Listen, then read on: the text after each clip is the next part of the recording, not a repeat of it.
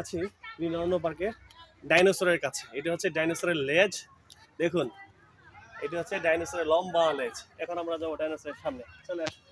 এখন আমি আছি ডাইনোসরের বুকের ভেতরে।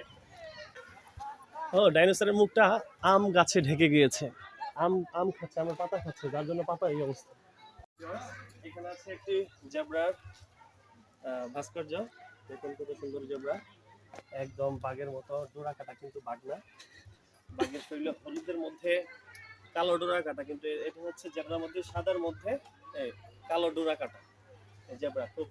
আর এই লেকের ধারে আছে একটি ঈগল পাখির ভাস্কর্য, যে ঈগলটি মনে হচ্ছে থাবা দিয়ে মাছ ধরার জন্য সে প্রস্তুতি নিয়ে আছে। আবার ওই বাড়ি দেখেন, তারপর এই পাশে যা আছে এগুলো হচ্ছে আপনার রিসোর্স, এদিকে কেউ ভাড়া দিয়ে থাকতে পারবে, এদিকে তাদের জন্য এই কটেজগুলো।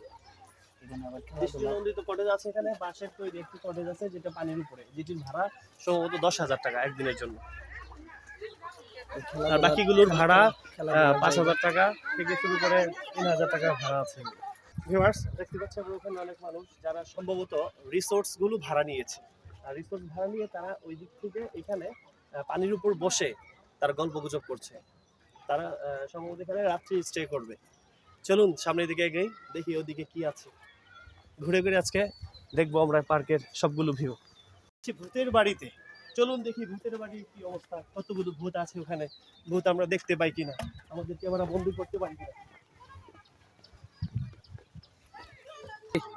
আমরা দেখতে পাচ্ছি ভূতের বাড়ির হচ্ছে পাখি উড়ে যাচ্ছে, গাছপালা, নদী নালা দেখুন, আর ভেতরে ভয়ঙ্কর সাউন্ড হচ্ছে ভূতের বাড়ির সাইডে। চলুন এবার সামনের দিকে, একেবারে ভূতের বাড়ির মুখ, এখান থেকে ভূতের পেটের ভিতরে ঢুকতে হয়, ভয়ঙ্কর দৃশ্য।